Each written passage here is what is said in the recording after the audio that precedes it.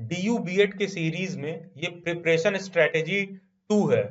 इसके पहले आप लोगों ने प्रिपरेशन स्ट्रेटेजी 1 देख रखा होगा और डीयू बीएड के क्वालिफाइड स्टूडेंट्स के साथ मैंने एक वेबिनार कंडक्ट किया था, आप उसको भी देख सकते हैं।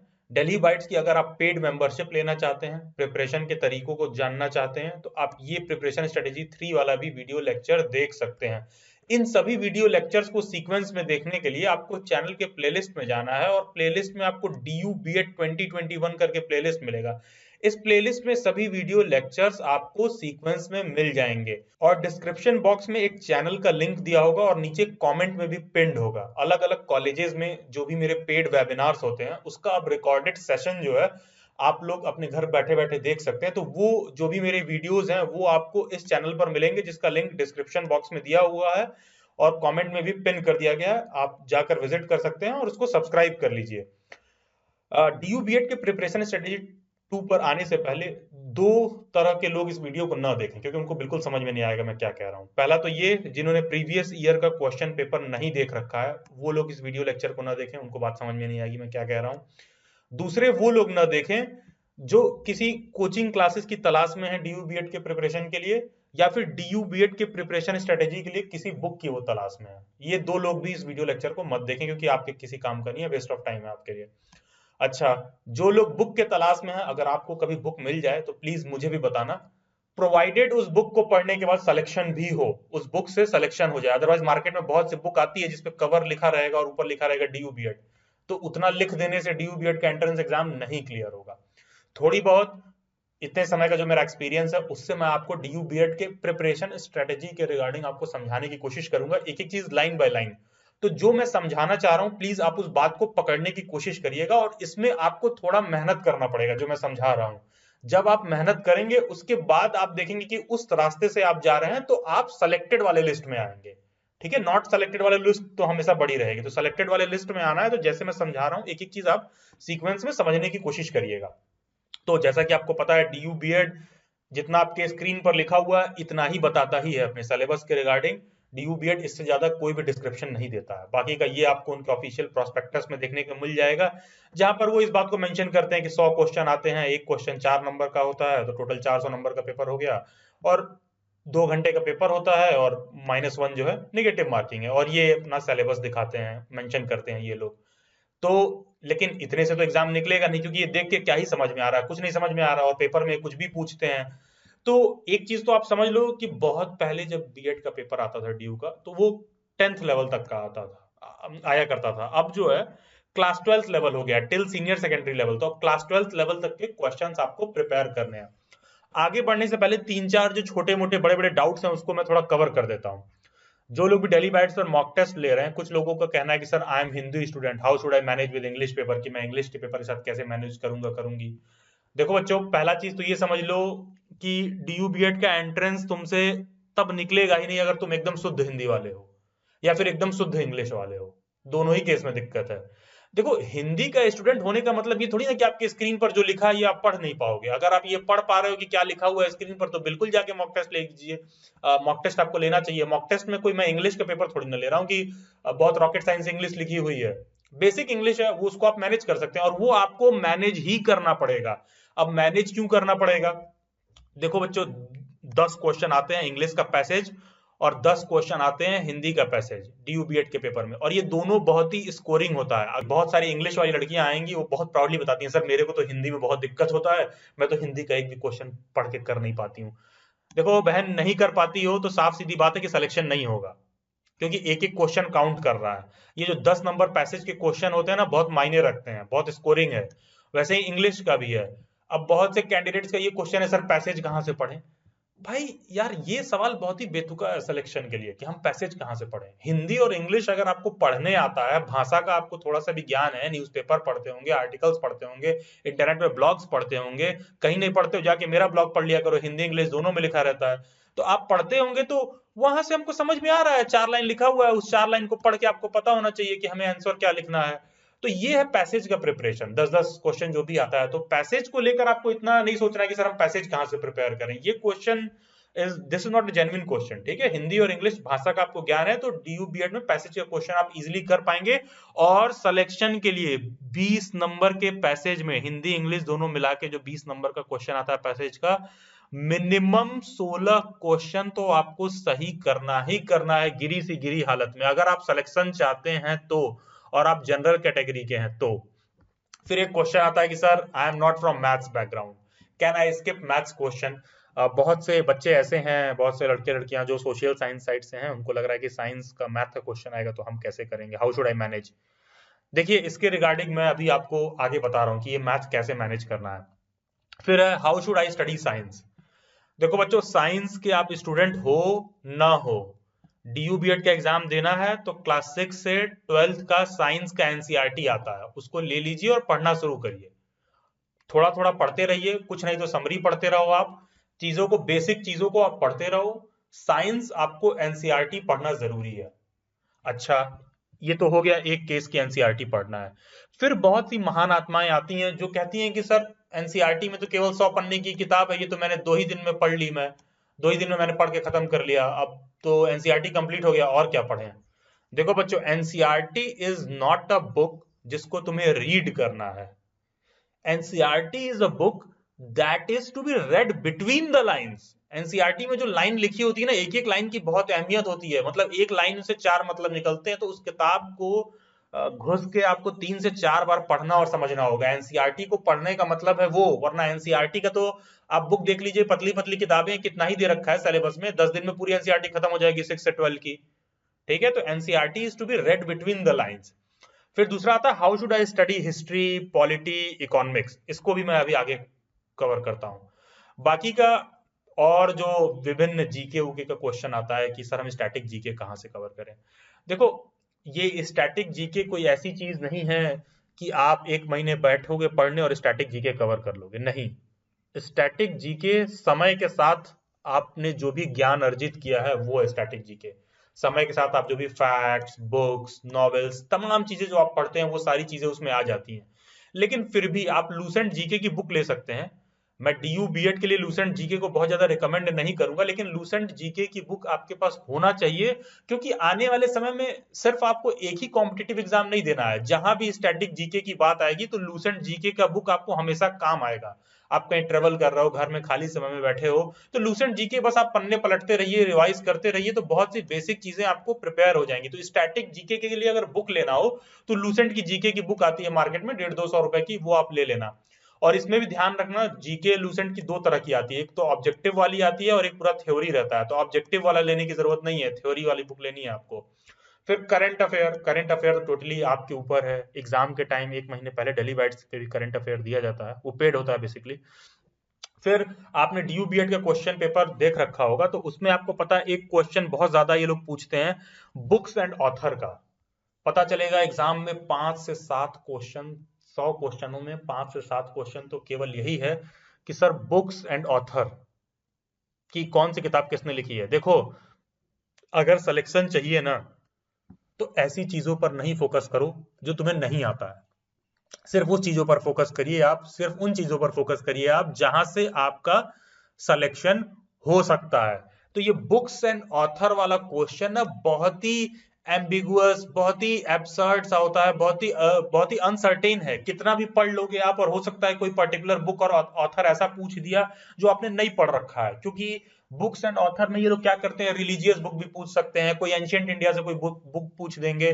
तो ऐसी चीजों पर फोकस करिए जो हो पाए। तो बुक्स एंड ऑथर टोटली एक किस्मत वाली बात है, ठीक है। अब क्वेश्चन उठता है कि सर अगर हम इस तरह स्किप करने लगेंगे तो 100 क्वेश्चन जो आते हैं हम सिलेक्शन तक मैनेज कैसे करेंगे। तो अब एक एक करके मैं स्टेप्स को आपको समझाता हूं।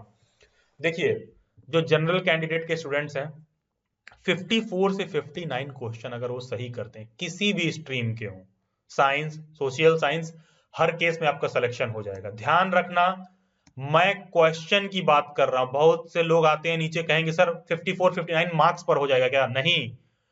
Out of 100 question 54 to 59 question सही होने चाहिए, ठीक है। और इसमें निगेटिव नहीं होना चाहिए, नेट नंबर ऑफ क्वेश्चंस जो करेक्ट हैं 54 से 59 क्वेश्चंस आउट ऑफ 100, इतने क्वेश्चन सही हैं तो किसी भी स्ट्रीम से आप डीयू बीएड का फॉर्म भर रहे हैं, आपका सिलेक्शन हो जाएगा। अब देखो वही बुक्स एंड ऑथर वाली बात मैंने कही, बुक्स एंड ऑथर से अगर 3-4 क्वेश्चन आता है तो कट ऑफ भी 55 क्वेश्चन ही जा रहा है, 55 क्वेश्चन ही जा रहा है, 55 इंटू 4 हो गया 220 मार्क्स, ठीक है। तो यानी कि 220 मार्क्स आप कहें तो आप किसी भी साइंस से हैं, सोशल साइंस से हैं, तो आपका सिलेक्शन हो जाएगा। तो अगर मैं एवरेज मान लूं कि 55 क्वेश्चन करने पर सिलेक्शन हो जा रहा है, तो आप 2-4 क्वेश्चन बुक्स एंड ऑथर के पीछे मत परेशान हो, आप बस ये देखो कि मैं किस तरह पेपर को बैठाऊं कि मेरे मिनिमम 55 क्वेश्चन सही हो जाए। तो अब हम आते हैं सोशल साइंस कि सर सोशल साइंस कहां से पढ़ें। देखो अगर हिस्ट्री के स्टूडेंट नहीं हो तो प्लीज हिस्ट्री मत पढ़ो, मतलब डीयू बीएड के प्रिपरेशन के लिए हिस्ट्री पढ़ के कुछ खास कर नहीं पाओगे, और जियोग्राफी पढ़ के भी कुछ खास नहीं कर पाओगे। और ये हिस्ट्री वाला तो मैं इसलिए भी कह सकता हूँ क्योंकि मैं खुद एक हिस्ट्री का टीचर हूँ, तो इस वजह से मैं आपको कह सकता हूँ, क्योंकि हिस्ट्री का सिलेबस ना बहुत ही वास्ट है और गिनती के 1-2 क्वेश्चन हिस्ट्री के आते हैं, पूरा पढ़ने के बाद भी गारंटी नहीं है कि क्या मैं कर पाऊंगा कि नहीं। तो हमें उस एरिया पर फोकस करना है कि जो हमें आता है, जो हम कर पाए, और करने से टोटल 55 क्वेश्चन सही बैठ जाए। हमको जज्बाती नहीं होना है कि नहीं नहीं मुझे हिस्ट्री भी सही करना है, नहीं। अगर मैं हिस्ट्री का स्टूडेंट हूं, मैं जियोग्राफी सही कर पा रहा हूं तो मैं जियोग्राफी ही सही करूंगा। कुल मिला के बात यही है, निष्कर्ष यही कि 55 क्वेश्चन सही होना चाहिए, सिलेक्शन होना चाहिए हमारा। तो सोशल साइंस में जो मेरा आपको रिकमेंडेशन है वो है पॉलिटी। पॉलिटी का क्वेश्चन आपको बहुत अच्छे से प्रिपेयर होना चाहिए। ये लूसेंट वाली जो जीके की बुक आती है, अगर आपको पॉलिटी का कोई नॉलेज नहीं है तो लूसेंट जीके से भी आप पॉलिटी की बुक पढ़ सकते हैं। आई मीन लूसेंट जीके में जो पॉलिटी वाला सेक्शन दे रखा होगा, 100 पन्ने होंगे लगभग लूसेंट जीके में, पॉलिटी का जो है 80 से 100 पन्ने होंगे, तो वो पॉलिटी वाला एरिया भी आप पढ़ लेंगे तो आपका काम हो जाएगा। अब पॉलिटी से मेरा मतलब क्या है, देखो यार, ये मैंने देखा है कि इंडियन यूथ में बहुत बड़ी प्रॉब्लम ये है कि उनको ये नहीं पता होता मेंबर ऑफ पार्लियामेंट क्या है, मेंबर ऑफ लेजिस्लेटिव असेंबली क्या है, मेंबर ऑफ लेजिस्लेटिव काउंसिल कौन होता है, मिनिमम एज क्या है राष्ट्रपति बनने के लिए, गवर्नर बनने के लिए, फिर जिला परिषद, जिला पंचायत, फिर जुडिशियरी का रिगार्डिंग वो नहीं जानते हैं कि हाई कोर्ट के जजेस की सैलरी कितनी है, जो सेक्रेटरीज होते हैं, या फिर आप कह लीजिए चीफ इलेक्शन कमिश्नर है, कौन सी ऑटोनॉमस बॉडी है, क्या है। मतलब कहने का सेंस है कि जो न्यूज सुबह शाम टीवी पर चलते रहता है, जो न्यूज़पेपर्स में आते रहता है, आई डोंट अंडरस्टैंड कि आज के लोगों को ये क्या प्रॉब्लम है। ये आपको समझना ही पड़ेगा, क्योंकि ये सारी चीजें आप नहीं समझोगे तो इससे आपको सिर्फ इस एग्जाम में नहीं, डीयू बीएड के एग्जाम में नहीं, मतलब ये तो एक ऐसी लेबोरेटरी है, पॉलिटी वाली एक ऐसा लैब है जिसमें हम लोग गिनी पिग्स हैं, ठीक है। हमारे ऊपर रोज एक्सपेरिमेंट नेता मंत्री करते रहते हैं ब्यूरोक्रेट्स, तो पॉलिटी तो आपको ऐसे भी समझ में आनी चाहिए कि चल कैसे रहा है। तो पॉलिटी का आपको बेसिक नॉलेज होना चाहिए, और पॉलिटी बहुत ही स्कोरिंग है, कम पढ़ने में आप ज्यादा कर पाएंगे। तो मैं ये रिकमेंड करूंगा कि सोशल साइंस की जब भी बात आए तो आप पॉलिटी पर फोकस करिए, पॉलिटी काफी इंपॉर्टेंट है, इसको आप प्रिपेयर कर सकते हैं। तो देखेंगे कि पॉलिटी और सोशल साइंस, हिस्ट्री, जियोग्राफी, मतलब कहने का सेंस मेरा ये नहीं है कि आप हिस्ट्री जियोग्राफी टोटली छोड़ देंगे। तो अगर सोशल साइंस शुरू कर रहे हैं तो फर्स्ट प्रायोरिटी आप पॉलिटी को देंगे, उसके बाद हिस्ट्री, उसके बाद जियोग्राफी। तो कुल मिला के अगर सोशल साइंस के 25 क्वेश्चन आते हैं तो मैं मान के चल रहा हूं कि आप 10 से 12 क्वेश्चन एक एवरेज कैंडिडेट को सही करना ही होगा, वो किसी भी स्ट्रीम का। अगर उसको सिलेक्शन चाहिए तो पॉलिटी में 10 से 12 क्वेश्चन आपको सही करना होगा। करंट अफेयर का ऐसा है, जब तक डीयू बीएड का एग्जाम का डेट एकदम क्लियर ना हो जाए और एडमिट कार्ड हाथ में ना आ जाए, तब तक करंट अफेयर बहुत पहले से प्रिपेयर करने का कोई मतलब नहीं बन रहा है। करंट अफेयर जो एग्जाम डेट डीयू बीएड का फिक्स होगा, उस एग्जाम डेट से आप मान लो कि मिनिमम 6 महीने पहले तक का करंट आपको आना चाहिए, और मैक्सिमम 9 मंथ का, उससे बियॉन्ड हमें करंट अफेयर में नहीं जाना है।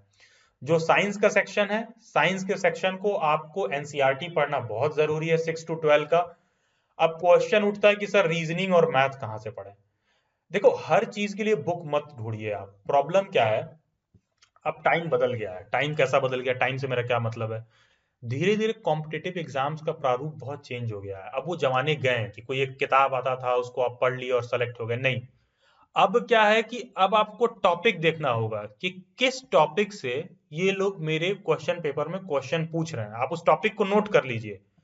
फिर उसके बाद मार्केट में जाओ, कोई सी भी रीजनिंग की बुक उठा लो, किसी भी कोचिंग की, बैंक, एसएससी, तमाम तरह की तैयारी वाले बच्चे हैं, उसमें वो जो रीजनिंग का टॉपिक वो पढ़ रहे हैं ना, आप बस देख लो कि मेरा वाला टॉपिक उनके किताब में दिया है कि नहीं, वो चैप्टर है कि नहीं।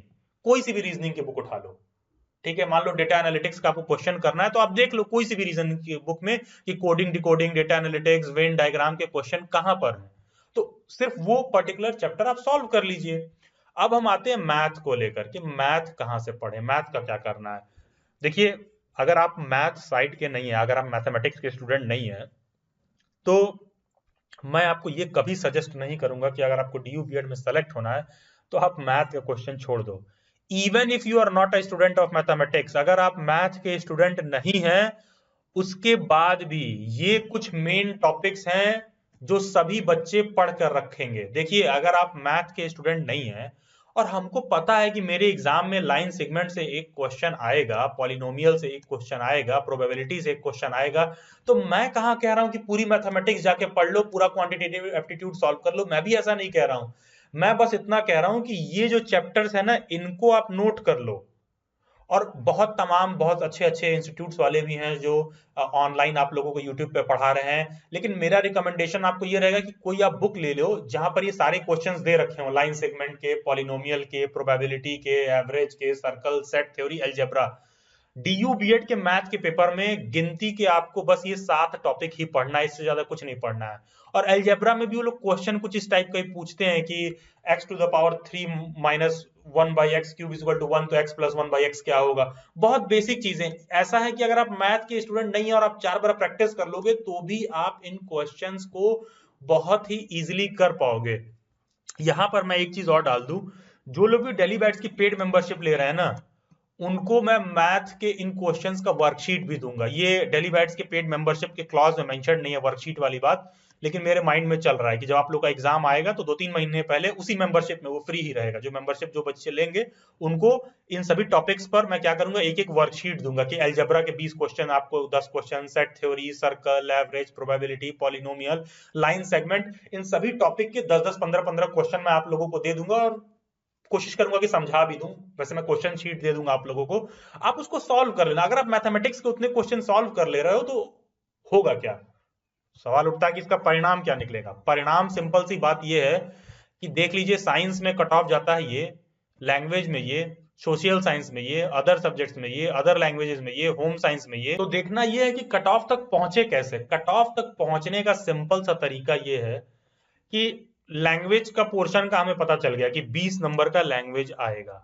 तो अगर मैं ये मान लेता हूं कि 10 नंबर का हिंदी का पैसेज आ रहा है, 10 नंबर का इंग्लिश का पैसेज आ रहा है, और एक एवरेज कैंडिडेट जिसको सेलेक्ट होना है वो 15 से 16 क्वेश्चन सही कर रहा है, आप 16 क्वेश्चन मान लो आपने सही कर दिया, ठीक है।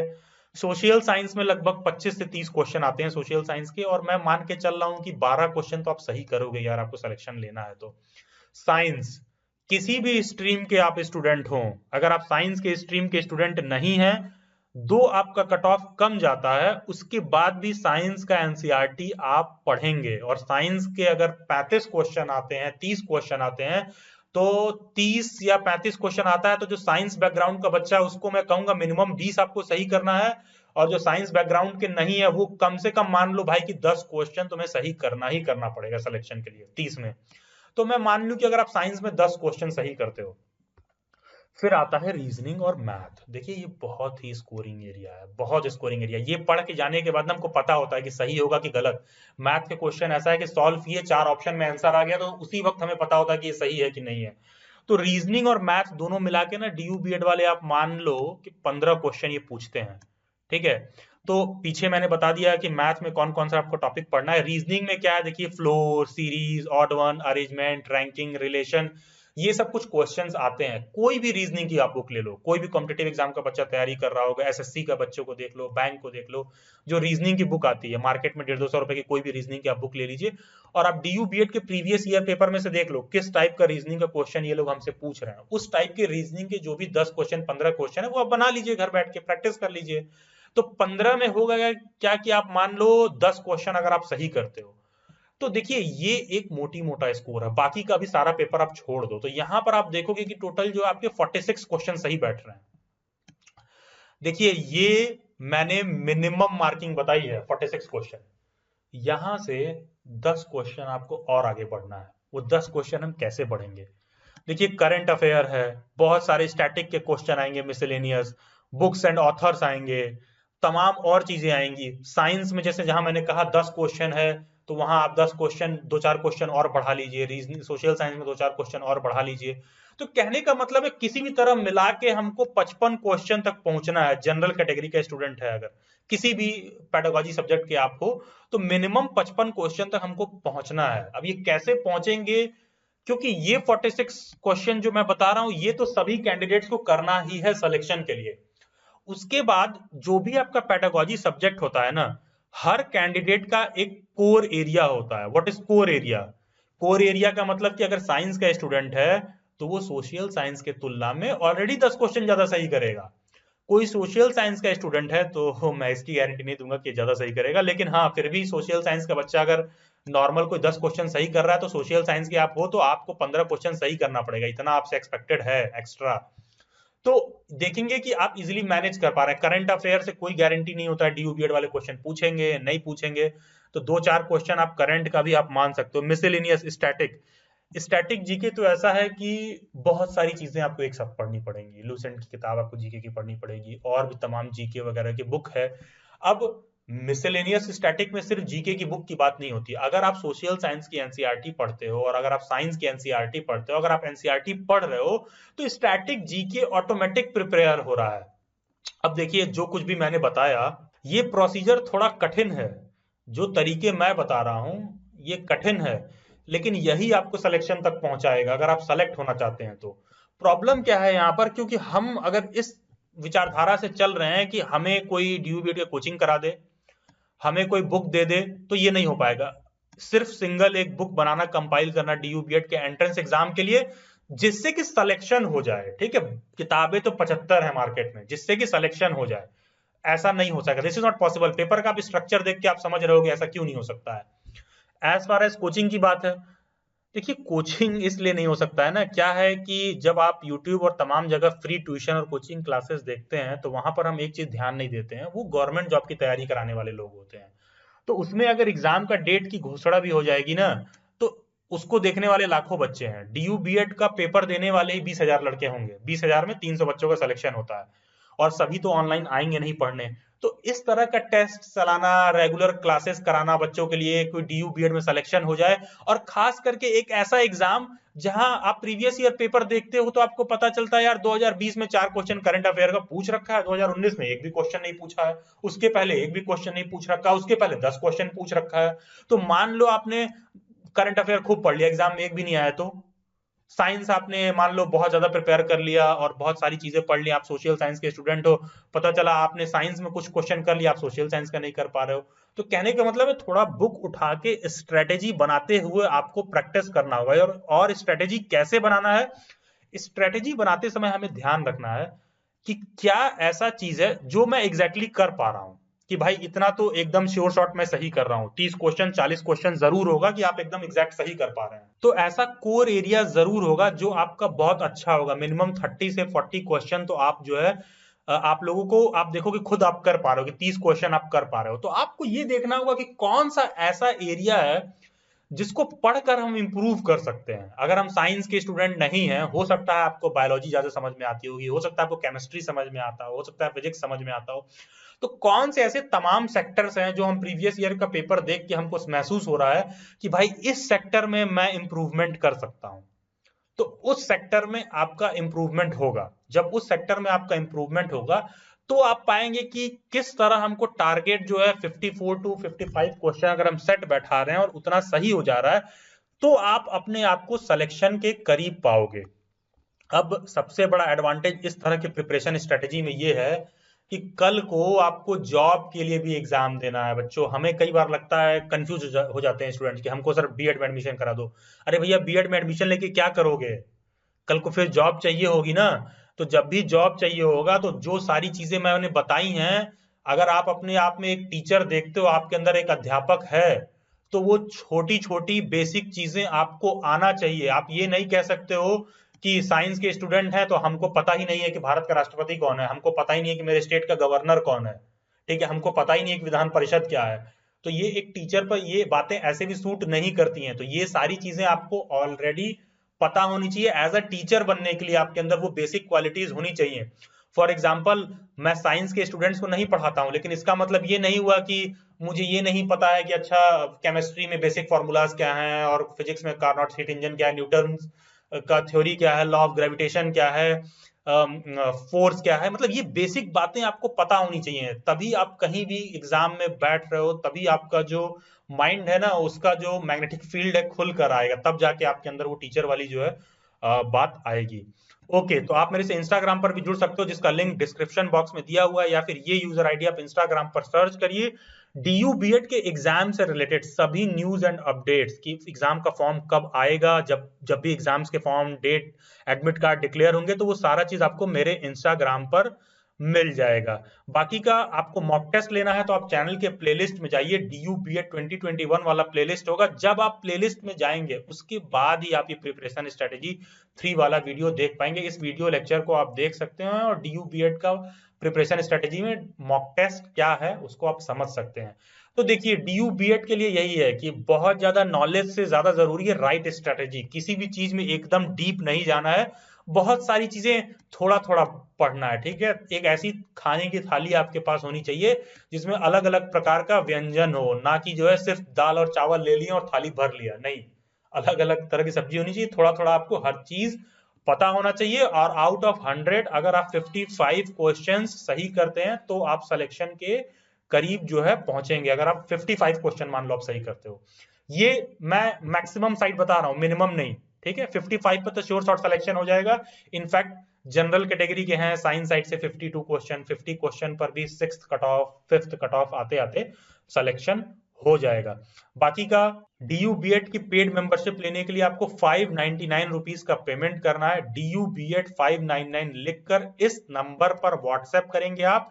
24 to 48 आवर्स का वेट करेंगे पेमेंट के लिंक के लिए और पेमेंट के कंफर्मेशन के लिए। पेमेंट करने से पहले मैं चाहता हूं कि आप मेंबरशिप क्या है वो इस वीडियो लेक्चर में यहाँ पर एक्सप्लेन्ड है। इसको आप चैनल के प्लेलिस्ट में जाइए, प्रिपरेशन स्ट्रेटेजी 3 वाला वीडियो लेक्चर देख लीजिए और समझ लीजिए कि मेंबरशिप क्या है, प्रिपरेशन स्ट्रेटेजी क्या है। डिस्क्रिप्शन बॉक्स में एक टेलीग्राम ग्रुप का लिंक दिया हुआ है। डीयू बीएड के कट ऑफ, न्यूज, अपडेट सब कुछ आप डेली बाइट्स के टेलीग्राम ग्रुप में आपको मिल जाएगा। Subscribe daily bytes, stay tune, stay updated, do comment your views. God bless you all and have a nice day.